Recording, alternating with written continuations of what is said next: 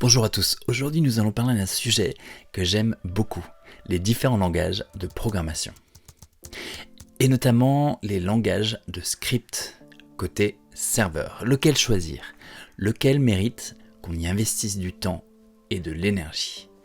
Quel langage choisir pour faire du développement back-end entre le PHP, Python, Node.js et Ruby? Quel langage apprendre? J'adore apprendre des nouvelles technos, donc si je pouvais, je dirais de les apprendre toutes. Mais la vie est courte et le temps est précieux. En réalité, ces 4 langages ont chacun des forces et des faiblesses différentes, des cas d'usage spécifiques. On va les examiner ensemble et à la fin, j'espère vous avoir aidé à faire votre choix. Et juste un petit détail, avant d'aller plus loin. Je me suis volontairement limité au langage de script pour ne pas faire une vidéo trop longue et pour rester sur un sujet que je connais bien. C'est pour ça que je ne regarde pas ASP.NET ou Java. Voyons donc les forces en présence. Quelles sont-elles? Le Python a été créé en 1991 et la version 3 en 2008. Nous avons ensuite le PHP qui a été créé en 1994, Ruby a été créé en 1995 et pour finir Node.js a été créé plus tard en 2009, mais le langage étant le JavaScript qui a été créé en 1995.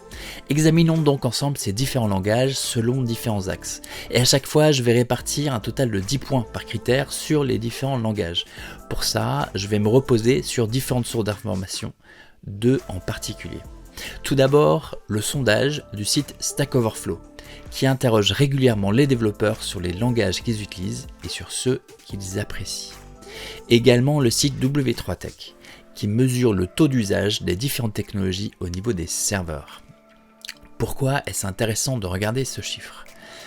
Eh bien, ça montre une sorte de popularité dans le monde réel. Ce chiffre donne en quelque sorte un indicateur des occasions de trouver un travail. Et donc en termes de taux d'usage des différents langages sur les serveurs, où le langage est connu en tout cas, nous avons le Python en dernière place, qui représente 1,3% de taux d'usage. Puis vient Node.js, qui représente 1,9%.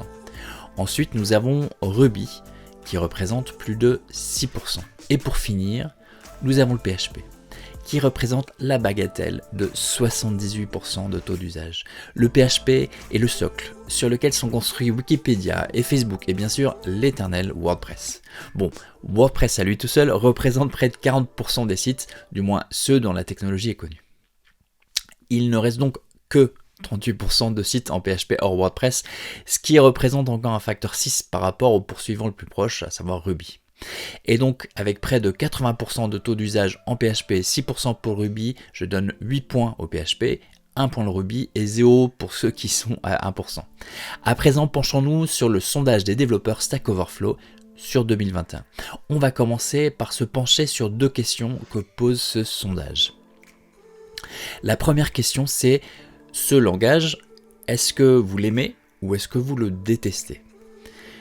Cette question est intéressante parce qu'elle traduit la satisfaction et la frustration des développeurs.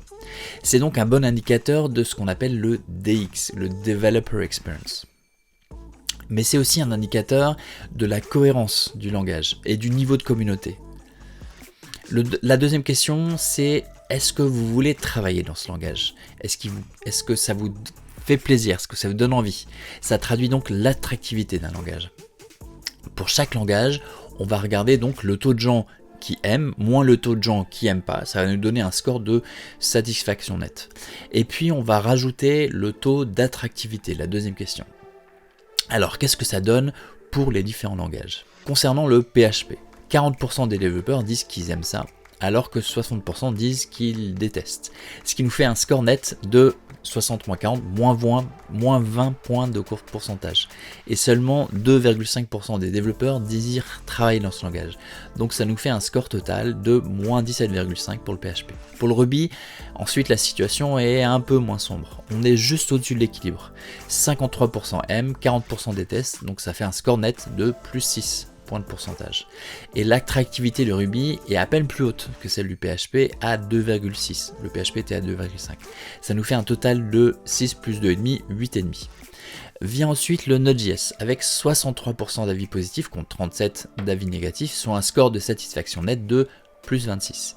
Et l'attractivité de Node.js est à 12%, donc on a un total de 26 plus 12, 38. Ah, au fait, petite parenthèse au passage. Pour votre information, le TypeScript, qui peut être utilisé avec Node.js, a 73% d'avis positifs, un score net de 46 donc, et une attractivité de 15. Il aurait donc ici un total de 61.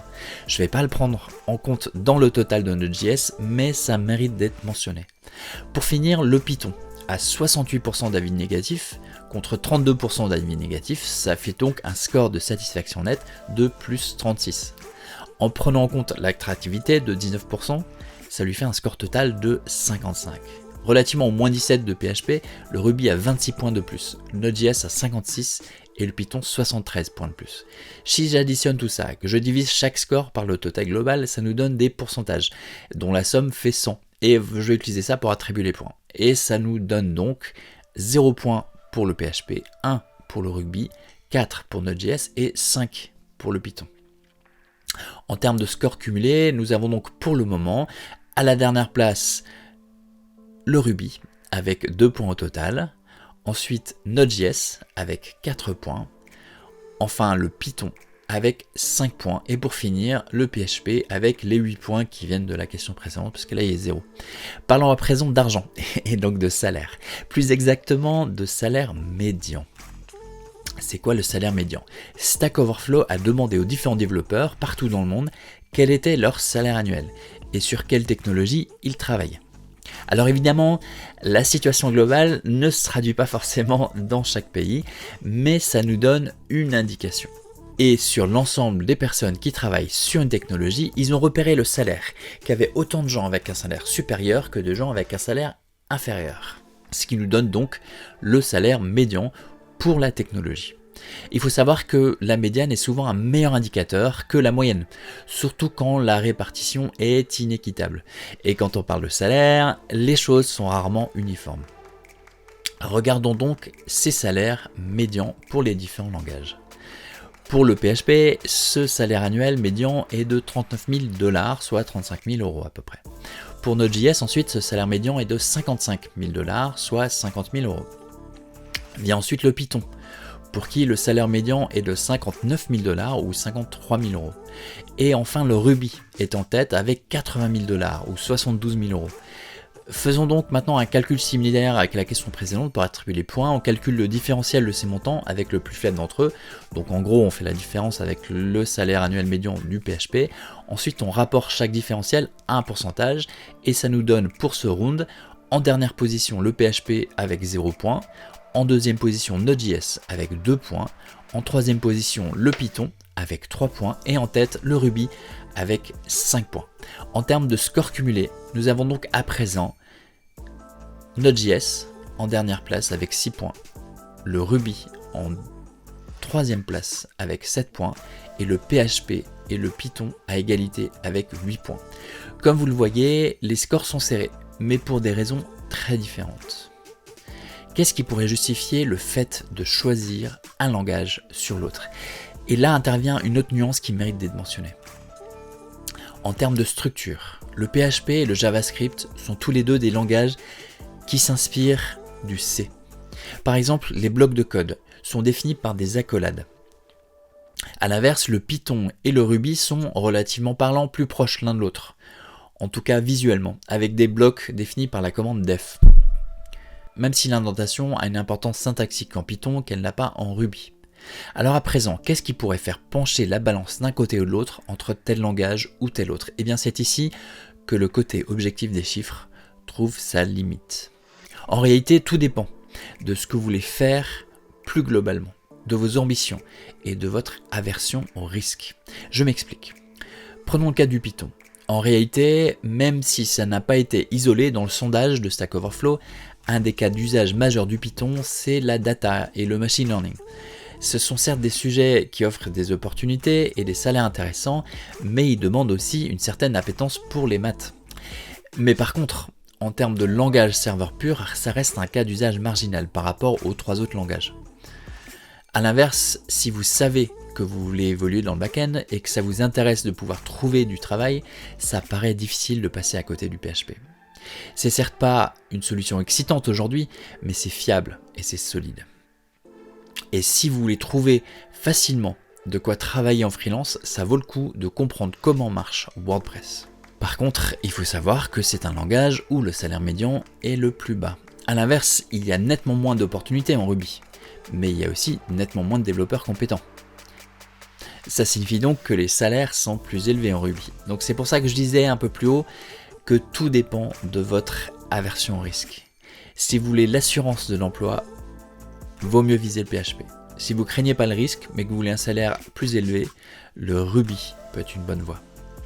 Et pour finir, nous avons le Node.js. Ici, la situation est un peu particulière, puisque fondamentalement, le Node.js, en termes de langage de programmation, c'est une variante du JavaScript. Et comme le montre le sondage Stack Overflow, près de 70% de développeurs, toutes catégories confondues, utilisent le JavaScript. Ça signifie que c'est essentiel de connaître le JavaScript et idéalement le TypeScript si vous voulez être compétitif sur le marché du travail. Au passage, c'est précisément pour ça que je suis en train de travailler sur la création de cours en ligne sur le JavaScript et le TypeScript. Si ça vous intéresse, je vous ai mis plus de détails dans la description. Ma recommandation donc, c'est d'apprendre déjà le JavaScript et le TypeScript et un deuxième langage en fonction de ce que vous souhaitez faire ou de la sécurité que vous voulez avoir. Le Python, par exemple, si la data science et les maths vous intéressent aussi. Le Ruby, si vous n'avez pas peur du risque et que vous voulez tenter de décrocher un boulot qui paye un peu plus. Et le PHP, si vous voulez une solution sûre, presque une solution de facilité si vous parlez déjà de JavaScript, mais pas forcément la solution la plus excitante. Et si avec tout ça, vous demandez quelle voie choisir entre le back-end et le front-end, voici une vidéo qui a pour but de vous éclairer sur le sujet. On s'y retrouve tout de suite.